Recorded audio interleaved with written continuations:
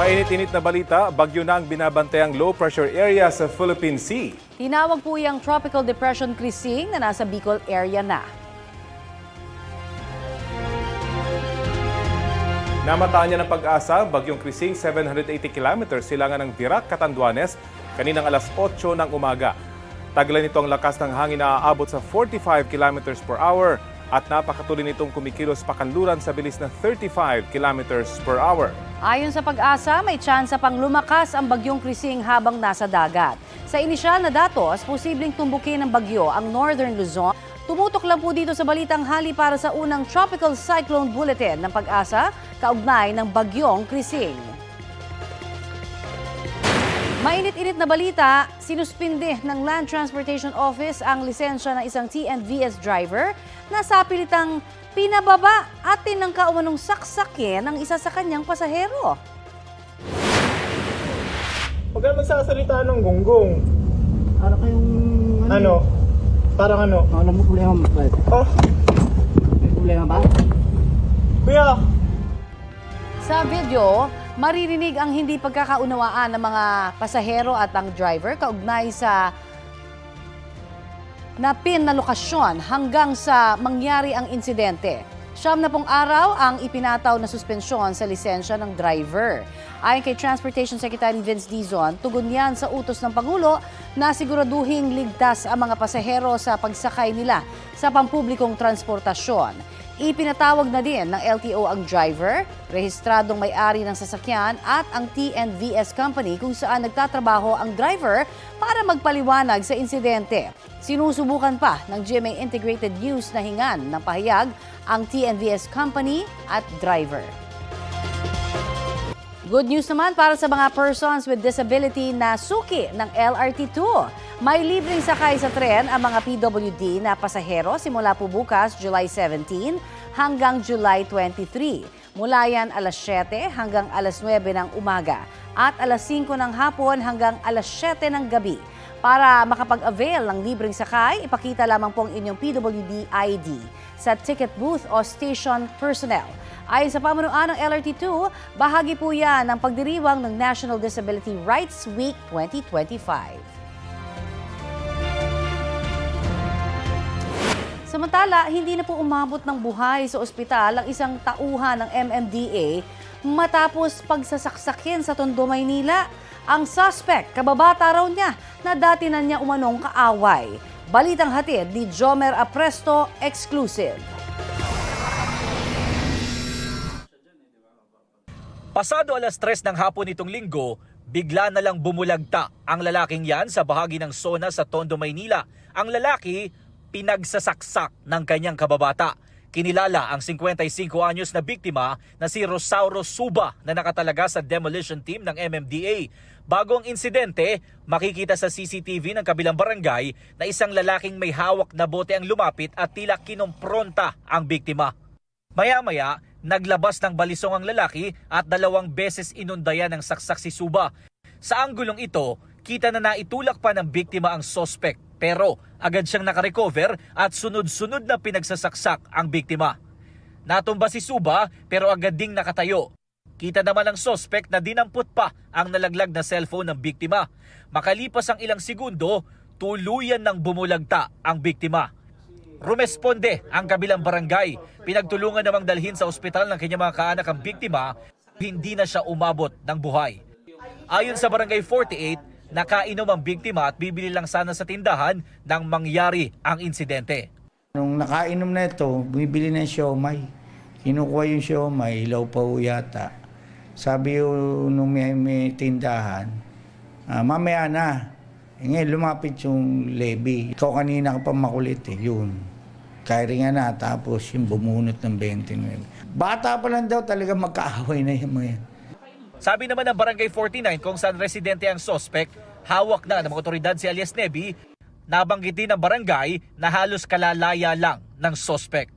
Sabi ko, bakit ngayon ka lang sumuko? Dapat noong una pa lang. Sabi niya, lito-lito ako, chairman eh. Siguro may mga 6-8 buwan pa lang siyang kakalaya pa lang. Drugs po. Ayon naman sa pamangkin ni Suba, lumabas sa autopsy report na 19 na stab wounds ang tinamo ng biktima. Kahit nabigay na yung hustisya, hindi mo na mababalik yung buhay ng tito namin. 38 years, wala siyang kahit anong record sa trabaho niya na nanakit siya, nanggulo siya, wala. Sinusubukan pa namin makuha ang panig ng suspect na nasa kustodiya ng homicide section ng MPD. Jomer Apresto nagbabalita para sa GMA Integrated News. Ito ang GMA Regional TV News. Mainit na balita mula sa iba pang bahagi ng Luzon, hatid ng GMA Regional TV. Sumalpok po sa puno sa Tagkawayan, Quezon ang isang delivery truck. Chris, may nasaktan ba? Oni, dead on the spot ang driver at pahinante ng truck.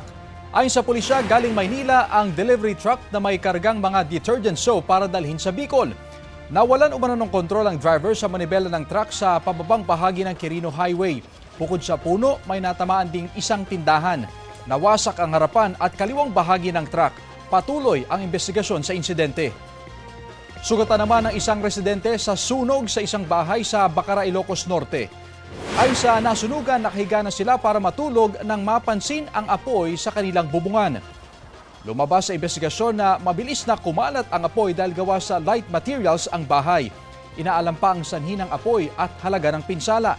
3 pamilya ang nakatira sa nasunog na bahay at kasalukuyang nakikituloy sa kamag-anak. Nasunog din ang isang tindahan naman ng car accessories sa Barangay Tatalon sa Quezon City. Balitang hatid ni James Agustin. Pinagtulungan ng mga residente na sabuyan ng tubig ang sunog na sumiklab sa isang tindahan ng car accessories sa Barangay Tatalon, Quezon City pasado alas 9:40 kagabi. Mabilis na kumalat ang apoy, kaya itinaas sa mga bumbero ang unang alarma. Hindi bababa sa 24 na fire truck ang rumisponde sa lugar. Ilang saglit pa gumapang na rin ang apoy sa ikalawang palapag ng tindahan. Sa kasagsagan ng sunog, natrap sa ikatlong palapag ng establishmento ang magkakaanak na naninirahan doon. Iniligtas sila ng mga rescuer gamit ang mga hagdan. Humingi kami ng saklolo, nagpa-flashlight kami. Pinuntahan kami ng mga bumbero. Sinave kami through the grills ng sampayan. Nakalabas naman po lahat. Sobrang usok po, paakyat. Hindi na talaga. Mabuti yung mga anak ko nalabas na. Ang ginawa ko po, pumasok ako sa kwarto, kinuha ko yung mga towel namin, nilubog ko sa balde, sinapin ko sa ulo ng mga anak ko po. Kasi yun ang panlaban sa usok, para hindi po kami masuffocate. Napula ang sunog matapos ang halos 30 minuto. Natupok ang 2 palapag na tindahan. Ayon sa may-ari nito, kasasara lang nila na mangyari ang insidente. Pinabuksan ko agad, yun. Nandun sa likod ang bumubulwak na apoy, patulak na ganun.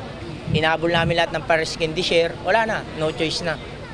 Palaki na kasi light materials, mga accessories, mga plastic, mga talagang sunog agad. Laki pong kawalan sa akin po yan. Kami po, kumbaga, lugmok po kami agad ng papatayo ka pa lang, nasira ka na. Nadamay rin sa sunog ang likod ng bahagi ng katabing tindahan. Iniimbestigahan pa ng Quezon City Fire District ang sanhi ng apoy at ang kabuang halaga ng pinsala. James Agustin, nagbabalita para sa GMA Integrated News.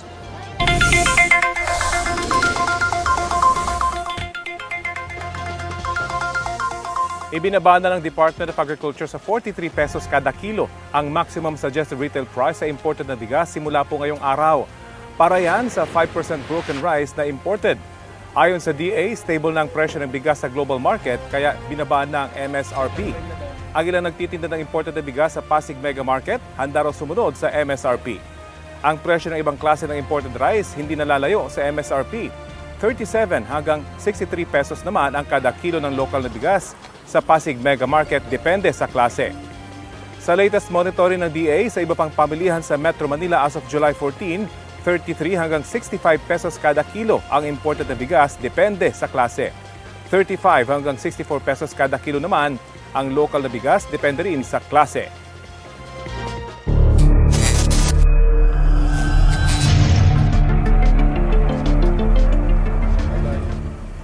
Patuloy tayo nakaantabay dito sa Taal Lake Central Fishport na staging area para nga sa isinasagawang search and retrieval operation para sa mga nawawalang sabongero. Makulimlim ngayon dito sa Taal pero maaga pa rin nagtungo sa dive site ang mga divers ng Philippine Coast Guard, dala itong kanilang remotely operated vehicle. Kahapon, una nila itong ginamit kung saan 4 na beses itong nakapag-dive. Umabot sa 24 meters o 80.7 feet ang sinisid ng ROV at tumagal ito ng 1.5 oras. Exploratory at assessment dive ang isinagawa ng PCG kahapon para makita kung gaano kaepektibo ang ROV sa maburak na kondisyon nitong Taal Lake.